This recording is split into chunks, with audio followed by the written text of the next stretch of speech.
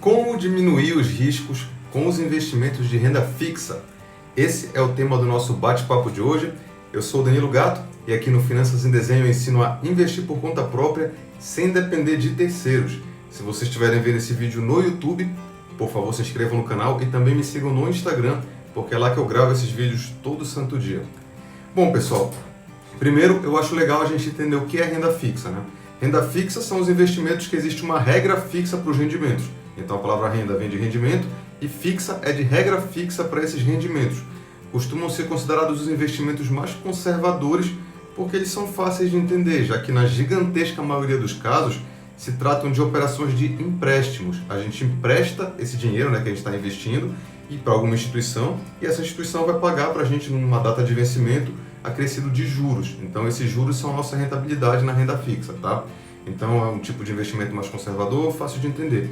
Mas muita gente não se atenta que a renda fixa também tem riscos. É possível a gente perder dinheiro na renda fixa e é possível a gente perder todo o dinheiro que a gente colocou na renda fixa se a gente investir da forma errada, tá? Se a gente não souber o que está fazendo. Eu digo que é meio que aquela questão assim de atravessar a rua, né? Se você souber como funciona o farol de pedestre, farol normal, lá você sabe que tem que atravessar quando de pedestre estiver verdinho, normal estiver vermelho, quando tiver amarelo tem que prestar atenção, dificilmente você vai ser atropelado. Agora, se você for tentar atravessar a rua sem saber de nada, só sair andando, é muito provável que você seja. Então, é mais ou menos assim na renda fixa, tá? Se você souber o básico, você já praticamente reduz o seu risco assim absurdamente, para um mínimo possível, tá? Então, a gente vai entender um pouquinho como fazer esse básico. Primeira coisa, pessoal, na renda fixa existe uma espécie de seguro de investimento chamado FGC, que é o Fundo Garantidor de Crédito, que é uma empresa privada que reembolsa os investidores no caso de a empresa que emitiu aquele título que a gente investiu não conseguir ter condições de nos pagar na data de vencimento, tá? Então, todo investimento de renda fixa, normalmente a gente chama de título, né, porque eles são títulos de renda fixa. Algum banco, alguma instituição financeira emite esse título. Então, quando a gente compra um CDB, foi um banco que emitiu. Quando a gente investe no Tesouro Nacional, quem emitiu aquele título de dívida foi o governo. Então, o FGC protege caso a instituição não consiga pagar. Ele nos reembolsa em até R$250 mil. Acho importante ressaltar que o Tesouro Nacional, o Tesouro Direto, os títulos dele, não tem proteção do FGC, mas é porque nem precisa, porque o risco de um governo costuma ser o menor risco dos investimentos de um país, porque o governo tem a impressora de dinheiro, né? Então ele pode sempre imprimir dinheiro lá, né? Inflacionando aí a economia, mas ele paga aí as dívidas dele com a gente, tá? Quando o governo dá calote no Tesouro Nacional, significa que os bancos, as outras instituições também já estão bem complicadas, né? Então não é o FGC que salvaria a gente nesse caso. Bom, mas a FGC salva nessas outras situações. De repente, sei lá, comprei um título do banco, sei lá, Banco Pan, chutar um banco aqui. Aí o Banco Pan quebrou antes de chegar ao vencimento do meu título.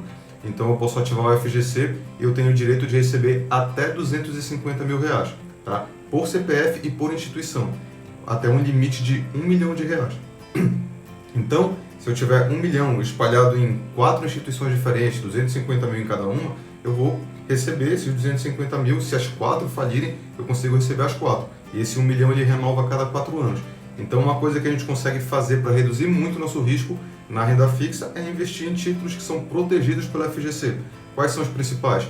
CDBs, né? LCs, que são as letras de câmbio, RDBs, que são os recibos de depósito bancário, LCs e LCAs, né? Letras de crédito imobiliário, letras de crédito do agronegócio. Deixa eu ver se eu estou esquecendo algum. Você tem o DPGE, só que ele é mais raro, né? É uma garantia especial do FGC, essa daí ele cobra bem mais o valor.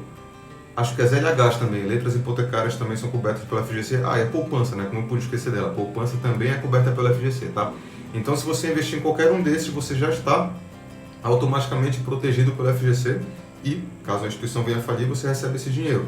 Mas é aquela situação, galera, a gente quer evitar usar esse tipo de situação, né? A gente não compra seguro para usar, a gente quer evitar usar. Então, você investe em títulos protegidos pela FGC, mas na realidade você quer investir em bons títulos para evitar ter que usar o FGC, porque tem uma burocracia. Normalmente é rápido, mas pode ser que demore para você receber, você precisa do dinheiro para alguma coisa. Então, a gente evita, tá? Mas investindo nele já é uma bela de uma proteção. E aí o que nos traz ao segundo passo que a gente pode fazer para reduzir o risco da renda fixa, que é investir somente em títulos emitidos por bons emissores. o que seriam bons emissores? Lembra que eu falei que é alguma instituição que emite os investimentos de renda fixa, né, os títulos de renda fixa? CDBs são os bancos, LCs também são os bancos, aí você tem... Não, LCs, desculpa, são as financeiras. Então, você basicamente, cada título é emitido por alguma instituição diferente, tá? E aí, essa instituição, como qualquer outra empresa, pode ter lucro, pode ter prejuízo, pode estar inconsistente, pode estar à beira da falência. Então, a gente tem que sempre analisar a instituição que emitiu o título para nós podermos verificar se aquele título ali existe uma grande chance de nós sermos pagos. Se a gente está investindo num CDB de um banco ridículo que está tendo prejuízo há 6 anos e a gente investiu lá num determinado CDB, pode ser que a gente não receba, porque o banco de repente está se afundando em dívidas. Muitas vezes os bancos que estão piores são os que emitem títulos com melhores taxas, justamente porque eles sabem que as pessoas só vão investir se aquele título tiver uma taxa muito boa. Aí os investidores iniciantes que não sabem analisar emissor vão lá e compram, daqui a pouco o banco vem à falência e você não vai ter que ativar a FGC, né? Não vai conseguir receber o dinheiro da forma que você gostaria. Tá? Danilo, como é que eu analiso isso? Você pode entrar em um site chamado Banco Data, bancodata.com.br. Lá você consegue achar dados de praticamente todos os bancos, né, instituições financeiras, e você consegue ver os últimos anos se ele está tendo lucro, prejuízo, você consegue ver os índices de imobilização, de Basileia. Lá no site explica todos esses índices, então fica até de fácil entendimento. E aí você consegue verificar se aquele banco ou aquela instituição que emitiu aquele título, né, CDB, LCI, LCA, LC, se é uma instituição lucrativa. Caso seja, mais um passo que você deu na direção de investir na renda fixa de formas mais seguras, tá? Terceiro passo, você tem que entender os movimentos da taxa de juros e do IPCA. Você tem que saber a relação entre os dois. Por quê? O IPCA é o índice que mede a inflação. A taxa de juros é a taxa Selic, o governo controla ela. Normalmente o governo controla a taxa Selic para poder manter a inflação sob controle. De uma forma muito resumida, quando o governo abre muito crédito, injeta muito dinheiro na economia, você tem um excesso de oferta de dinheiro e você não tem um excesso de demanda, de oferta de produtos, né, para suprir aquele dinheiro todo que entra na economia. Logo, mais dinheiro com o mesmo número de produtos faz com que os produtos fiquem mais caros, então o preço começa a aumentar. Tá? Então, aí, o que o governo pode fazer para reduzir a inflação? Ele aumenta a taxa de juros. Porque quando ele aumenta a taxa de juros, os empréstimos ficam mais caros, as empresas decidem não investir agora, decidem não pegar crédito, as pessoas não querem financiar imóvel, aí todo mundo, e outra, né? Com juros altos, os investimentos de renda fixa pagam mais rentabilidade, então as pessoas preferem não pegar empréstimo, preferem inclusive investir e parar de movimentar o dinheiro na economia. Aí o que acontece? Menos oferta de dinheiro e os produtos continuam iguais, aí a tendência é que a inflação caia, né? Os preços diminuam ou se mantenham sob controle. Então o governo, quando a inflação começa a sair do controle, o governo aumenta a taxa Selic para controlar, para aumentar os juros e fazer com que as pessoas prefiram não pegar mais empréstimos, né, e nem botar dinheiro na economia, aí a inflação começa a cair. Tá? Quando a inflação começa a cair, o que acontece? Aí o governo, quando você aumenta muito a taxa de juros, você também está deixando a economia mais fria, né, porque as empresas não estão expandindo, o crédito não está... esse dinheiro não está entrando na economia, então às vezes isso vem acompanhado de aumento de taxa de desemprego, esse tipo de coisa, então o governo prefere sempre deixar a taxa de juros menor também, né? Até porque isso também influencia na própria dívida do governo. Então a taxa de juros, a inflação começou a controlar, o governo vai lá e começa a reduzir a Selic também, tá? Só que quando a Selic reduz muito, o que acontece? A inflação tende a aumentar. Então, galera, é uma eterna gangorra, tá? A inflação aumenta, o governo aumenta a Selic. Aí controla a inflação diminui. Aí o governo não quer deixar a Selic alta porque esfria a economia, aí ele reduz. Aí quando ele reduz, o que acontece? A inflação aumenta. E aí, dependendo do momento que a gente está, nesses movimentos, investir em certos títulos vai ser muito mais interessante do que em outros. Por exemplo, exatamente no momento que nós estamos agora, a taxa de juros, a Selic, veio de uma redução, está na mínima histórica, está em 2%. Aí o IPCA começou a aumentar, o IPCA está em 4%, ele já está acima da Selic. Então, se você hoje investe num título que te dá 100% da Selic, 100% do CDI, você já está perdendo para a inflação automaticamente, né? De 2 a 0, tá? 2 a 1, vai. Entendeu? E aí o que acontece? A inflação continua subindo. O IGPM, que é um outro índice interessante, que costuma ser impactado antes do IPCA, está em mais de 20%.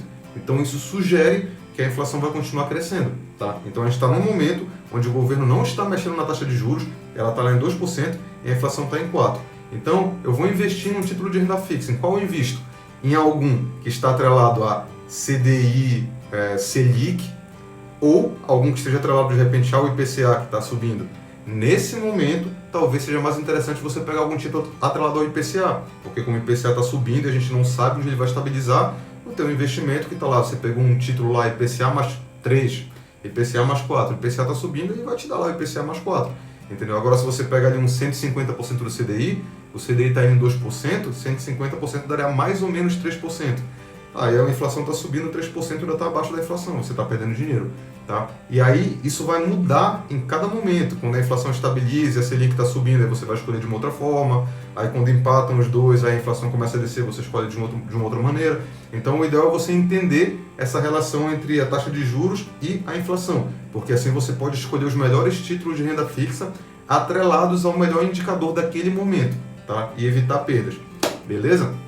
Bom, e aí a gente chega ao último ponto, que é evitar prazos longos. Galera, o Brasil é um país instável pra caramba, tá? A gente realmente não sabe se daqui a 10 anos a gente vai estar na mesma, se daqui a 10 anos a gente vai estar melhor, se daqui a 10 anos a gente vai estar numa ditadura militar ou numa ditadura comunista. A gente não sabe, tá? É muito instável o país. Então as taxas estão balançando, aí é um presidente radical de cada lado, candidatos aqui e ali, então a gente não tem a menor ideia, galera. Então o Brasil, na minha humilde opinião, não é um local onde a gente quer prender o nosso dinheiro para muito tempo, que foi a pergunta que fizeram aqui. E o pré-fixado?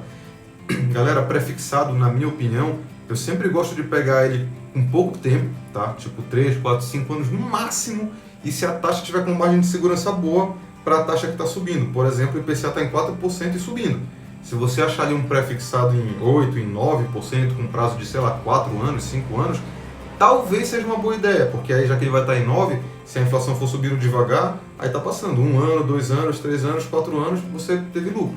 Agora, se você travou ele aqui em 9% e a inflação subiu muito rápido e ultrapassou ele, aí você vai lá e você se complicou. Então, normalmente, os títulos pré-fixados, eles costumam ser um pouco mais arriscados por causa disso, porque você está apostando que aquela taxa que você contratou vai ser melhor do que as taxas ali que estão dinâmicas naquele momento, tá? Então, eu até acho melhor, às vezes, você usar mais os pré-fixados, ou se você souber muito bem o que você está fazendo, ou quando está naquele momento que os dois vão começar a baixar. A inflação começou a baixar e daqui a pouco a Selic vai começar a baixar, que aí se você trava um pré-fixado aqui com as duas baixando, aí você está numa situação bem tranquila, né? Que aí você vai pegar uma rentabilidade boa, os dois estão baixando, ainda vai ter o tempo ali de subirem de novo, você pegou uma margem de segurança boa, tanto em termos de taxa, quanto em termos de tempo. Agora, nesse momento que a gente está, você tem que ter uma referência boa de para onde está indo a inflação, em quanto tempo ela vai chegar e onde ela vai estabilizar, para você se trancar ali num pré-fixado. Então, caso você queira fazer isso, faça com o mínimo de tempo possível, com 3 anos, com 4 anos, que tem a ver justamente com o quarto passo para reduzir o risco na renda fixa, que é você evitar prazos muito longos, tá, galera? Evite investir em títulos de renda fixa com mais de 5 anos. Eu digo talvez até de 4, aí vai depender um pouco ali do que você acha mais seguro, mas é como eu falei para vocês, galera, em um prazo de 4, 5 anos, as taxas de juros e inflação podem dar uma bambeada boa ali, pode ser que estoure, sei lá, teve auxílio emergencial, o GPM está em 24%, sei lá, sabe Deus onde vai parar o IPCA. Não sei se ele vai parar em 5%, o governo vai aumentar a Selic, ou se o IPCA já vai estourar, vai direto para 10%, a gente não sabe, tá? Então, justamente por estar nesse momento de incerteza, os pré-fixados se tornam mais arriscados, tá? Então, o ideal agora seria realmente, ao meu ver, melhor opção, talvez algum tipo de pós-fixado atrelado ao IPCA, né? IPCA mais 13%, IPCA mais 4%, pré-fixado só se tiver com uma taxa muito boa, que não vai estar tão boa assim, agora vai estar em 8%, 9%, acho que dificilmente você vai achar muito mais do que isso com prazo curto, tá? Então fica um pouco nessa situação, o ideal é esperar o IPCA estabilizar. Ah, Danilo, e o atrelado a Selic e CDI? Deus o livre agora, porque agora eles vão estar perdendo para a inflação, entendeu? Então se você tiver a possibilidade de escolher entre um IPCA mais 3, por exemplo, IPCA mais 4 e um 150% do CDI, nesse momento eu não pensaria 2 vezes, eu iria mais no de IPCA, porque como eu falei, o IPCA já está em 4,31%, se eu não me engano, e subindo. O CDI está aqui em 2% e o governo já falou que ainda vai demorar um pouquinho para mexer. Então deve mexer nos próximos meses, só que sei lá, será que vai subir rápido? O suficiente para encostar ali no IPCA? Não sei. Tá? Então a gente está nesse momento aqui, ó, IPCA subindo e Selic vindo atrás. Quando chegar ali que os dois empatarem, a IPCA começar a descer e a Selic vir atrás, aí é outra estratégia que a gente usa, tá? Então, recapitulando as 4 estratégias para reduzir risco em renda fixa. Primeiro, invistam em títulos protegidos pela FGC. Tá? Então, caso a empresa não te pague, caso ela venha à falência, você consegue ter seu dinheiro de volta em até R$250 mil por instituição e por CPF, limitado a R$1 milhão a cada 4 anos. Tá? Segundo passo, escolha bons emissores, bancos e instituições financeiras com lucro. Entre no Banco Data, verifiquem a situação da empresa, ver se ela está tendo lucro ali consistente, tá? Que isso já evita que ela venha falir no meio do caminho e não te pague. Terceiro, entenda a movimentação da taxa de juros e inflação, tá, galera? Isso não é difícil. Para quem está ouvindo a primeira vez pode parecer complicado. Joguem no YouTube, taxa de juros e inflação. Vocês vão achar 300 mil vídeos lá explicando. Eu até faço depois, se for o caso, uma live só sobre isso, tá? Mas não é difícil e vocês vão ter trabalho para entender uma vez e vai ajudar vocês aí pro resto da vida com os investimentos de renda fixa de vocês, tá? Então, entendo ali a dinâmica entre taxa de juros e inflação. E por último, evitem prazos longos, tá? Evitem muito prazos longos. Primeiro porque a maioria, gigantesca maioria dos títulos de renda fixa só permite resgate no vencimento. Então se você pegar um título lá de 7 anos, de 10 anos, você só vai ter seu dinheiro de volta lá no final, a não ser que você consiga vender ele no meio do caminho no mercado secundário, que é bem difícil de fazer, dependendo aí do título que você tem, tá? Então procure, e além desse risco, né, caso você precise vender, você ainda tem o risco de ter feito besteira, de pegar um pré-fixado, sei lá, 5%, e aí daqui a pouco as duas taxas estão lá em 10%, 12%, você está ali preso com um título ridículo na mão sem poder fazer nada, sabe? Então acaba sendo um risco nessa situação também, tá? Você apostar numa taxa fixa e as outras duas passaram lá, o IPCA, a inflação ultrapassaram, aí você não pode fazer nada, tá certo? Então, galera, é isso aí pelo nosso bate-papo de hoje. Obrigado aí pela presença de todos aí, 11h27 da noite, até que deu uma galerinha legal. E aí amanhã a gente retoma o bate-papo aí com algum outro tema, beleza? Boa noite, galera!